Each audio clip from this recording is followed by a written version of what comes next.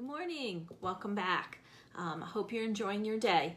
I wanted to talk today about how we perceive time, and everyone does this differently, and you need to find what works for you. So thanks for joining me today. I'm going to offer a couple of tips, and hopefully you'll find something interesting that can help you out. So we're all in a new normal, is what they're calling it, and some of us are having a harder time figuring out what's the important thing to be doing and how we're spending our time. And now school is getting back going and our kids are online learning possibly, and you're having to incorporate that into your day if you're working from home. So I'm going to offer you 3 tips that hopefully will help you make a good go of it. So first, I think I talked recently about blocking time. I'm going to talk about that again today. I think that's really important. We all have things that we're required to do, so your kids are being told what time to get online and to do certain classes or whatever, and hopefully you have a schedule for them, and they're given times they need to be online and times they're going to have a break. You also know times you need to be in a meeting, work you need to get done. What if you had a family block schedule, and so you could see what each person in the family was doing with their time. So make up a big schedule, especially if your kids are young. The visual is really going to help. And so you can wrap your head around what everybody is going to be doing at a certain time. It also can keep you accountable because you can do a quick check and ask your teenager, did you do that? So really look at block scheduling. I'm going to put some information in the comments on ways that you can track your time and work on your block schedule. So you can follow up on that. The next thing I'm going to talk about is the Pomodoro method, which I am experimenting with now. Basically, it's the idea that you need to take breaks in order to rest your mind when you're doing the deep work projects. So the method is to work 25 minutes, really focus on that project, and then give yourself a 5-minute break. And again, if you're doing work from home and you're kind of creating your own schedule, that's a great way to try to see if that works, because while you're trying to concentrate on work, you're also saying, oh, I need to get to the dishes in the sink. Oh, I need to put the laundry in the dryer. Oh, I need to, and you can kind of take those things off your mind if you focus on the 25 minutes of work and then know that you're going to get up from your desk, forget what you were just working on, and then do something for 5 minutes. So it gets your heart pumping, but it allows you to go and put the clothes in the dryer, and so that your life will also be moving along as you're doing your work. If you think about it, when you went to the office, you took breaks. Maybe they weren't so scheduled, but you took breaks. People walked into your office and asked you questions, or you got up and went and got a cup of coffee, or you walked down the hall even to go to a meeting. And those were all your 5-minute breaks. So I'm going to put some information on the Pomodoro method in the comments so you can check on that as well.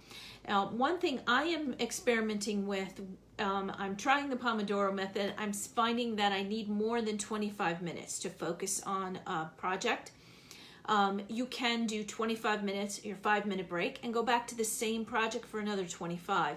I'm seeing that I want to stretch out my 25 minutes to be a little bit longer, and then maybe I'll take a longer break. So you can always try for that. My third thought for today for how you perceive time is a product called the Time Timer, and I'm going to put the link to their website with their products in the comments as well. It's a really unique way of visualizing your time. This is a really cute little one, but they have large ones. You can get them on your computer for a really inexpensive cost. It might be just exactly what you need. especially for people, young children who really can't tell time or don't perceive it if they're just looking at a digital clock all the time, or people with ADHD.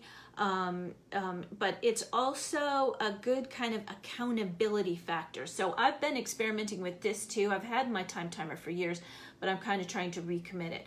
So again, say you're going to do the Pomodoro method. Let me check this here. And so you set this timer for 25 minutes. Now, the visual is really great for kids because as the time goes by, they see the red disappear. And so when you say, oh, you have 5 more minutes to get your assignment done, they're going to see 5 minutes left on the timer. How long do you think this assignment will take you? Okay, it's going to take you 30 minutes. Let's see if it takes you 30 minutes. And then they can also kind of compete with themselves, or am I getting it done quickly? Am I going to beat my time, beat the clock? So this is a great way of, your kids are going to be accountable while they're online in front of the teacher. But then the teacher's going to give them assignments, and they're going to have to do offline. And this is a way of maybe making it a little more competitive or a little more fun to try to get just that more sit down, do homework type of stuff, because their day, I think, is going to kind of meld together where the online learning and the homework are going to be one and the same. So this is a way of helping them to work independently. For people with ADHD too, it's a great method I'm going to turn it so the timer will go off so you can hear the timer go off in a second. It's a great way also to be accountable to yourself.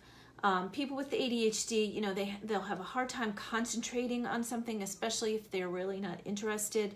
So again, if you're doing a project for work and it's not your greatest priority, it's not the love of, while you're in your career, set a limit for yourself on a timer and make yourself really challenge yourself to focus on getting that work done. Well, now it's not going to go off here. Let's see if it goes off now. But so I just want to recap. There's 3 things that I talked about today that can help you, kind of help you perceive how you're spending your time. One is to do the planning of a block schedule. So plan ahead and then try to work that plan. The second is using the Pomodoro method to section off certain amounts of time to do your deep work, and then give yourself breaks in between that deep work. And then also using the time timer to challenge yourself to really focus on what you're doing while you're doing it, and then move on to the next thing. I'm going to put a bunch of links in the comments so you can So you can check it out and do a little more research, and hopefully these suggestions will help you manage your time a little bit better. So please follow or subscribe if you want to keep up with all of the basic organizing tips that I offer here. Thanks. Have a great day.